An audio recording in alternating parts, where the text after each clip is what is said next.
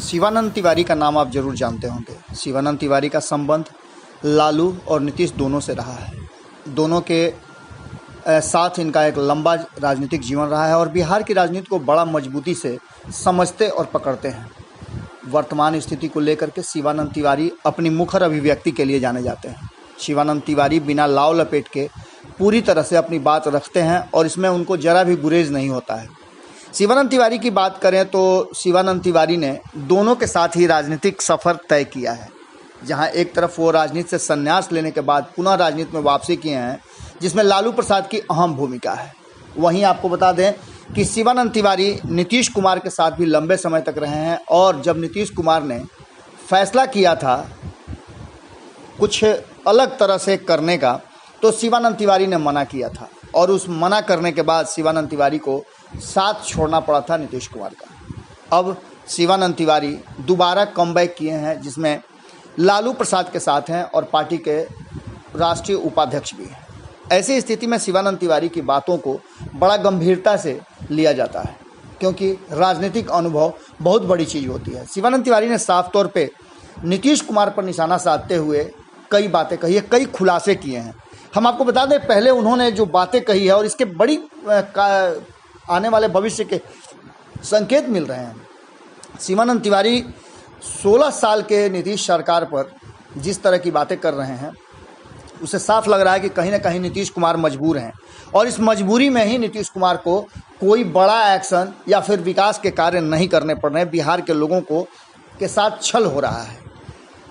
शिवानंद तिवारी लालू प्रसाद के जन्मदिन के दिन ये बातें लिखते हैं और इसके लिखने के कई कारण हैं। उन्होंने साफ तौर पे कहा कि अगर कुछ अपवादों को छोड़ दिया जाए, यानी कि वो 2015 से 2017 की बात करते हैं या फिर 2013 से लेकर 2017 की बात करते हैं। उनका कहना है कि लगातार शासन में बने रहने की लंबी अवधि है 16 साल।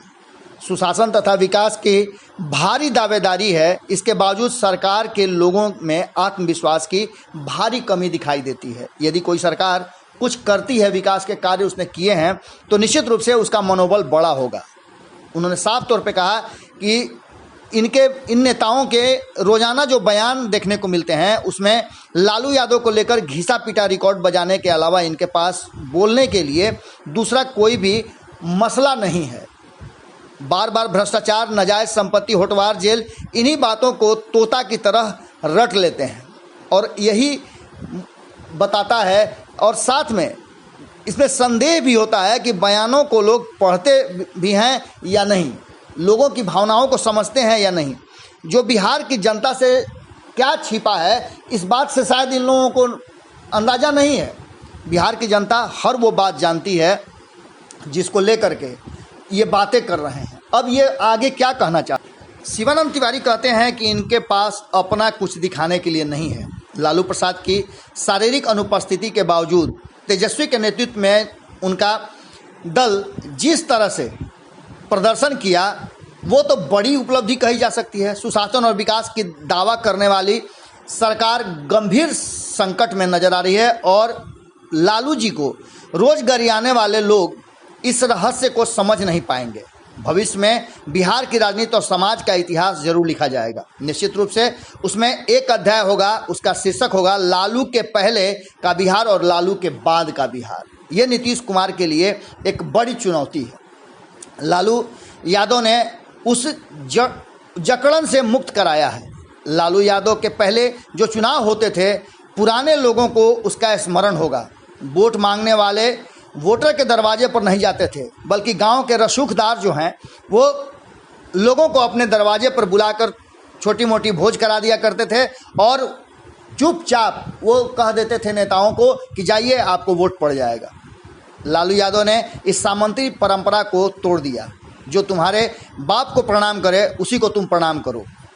कमज़ोर लोगों को हीनता की बोझ से मुक्त कराया, समाज का लोकतांत्रिक चेहरा सामने लाया और चुनाव लड़ने वाले को अब वोट मांगने के लिए किसी के भी दरवाजे, सबसे अंतिम पायदान पर खड़े लोगों के दरवाजे तक जाने की जरूरत महसूस होती है। यह सत्य है कि नीतीश कुमार ने अति पिछड़ों को पंचायत और नगर निकाय में चुनाव में आरक्षण दिया। हालांकि नौकरियां और पढ़ाई लिखाई में तो उनको आरक्षण कर्पूरी ठाकुर जी ने ही दे दिया था। कर्पूरी जी के आरक्षण का जिस प्रकार विरोध हुआ था वह भी हम लोगों ने देखा है। अगर लालू यादव ने मंडल कमीशन की लड़ाई नहीं लड़ी होती तो बिहार में सामंती समाज के आरक्षण विरोधी मजबूती को ध्वस्त करना बड़ा मुश्किल था। शिवानंद तिवारी इन सारी बातों को लेकर के कहीं ना कहीं एक इशारा कर रहे हैं और ये इसे इशारा नीतीश कुमार की तरफ जाता है कि समाजवाद की जो धारा है उस धारा से नीतीश कुमार अलग हो गए हैं। विकास उनसे कोसों दूर है, जो उनके जुबान पे नहीं आता है। कागजी विकास को अगर विकास मानते हैं तो ऐसी स्थिति में इतिहास कभी माफ़ नहीं करेगा। भविष्य को अगर देखना है, भविष्य में अपना स्थान बनाना है लालू प्रसाद के जैसा, तो कहीं ना कहीं आपको आगे आना होगा और बड़े फैसले लेने होंगे। सीधी तौर पे शिवानंद तिवारी ने स्पष्ट संकेत दिया है कि नीतीश कुमार के लिए बड़े फैसले का समय आ गया है। इस खुलासे के बाद पूरे जो प्रकरण है उस प्रकरण को देखिएगा तो आपको भी समझ में आ जाएगा कि शिवानंद तिवारी कहीं ना कहीं एक सेतु का काम कर रहे हैं। और ऐसी स्थिति में बिहार की राजनीति में यदि नीतीश कुमार को ये बातें उन तक पहुंच जाती हैं तो उनके लिए भी फैसला लेने में आसानी होगी।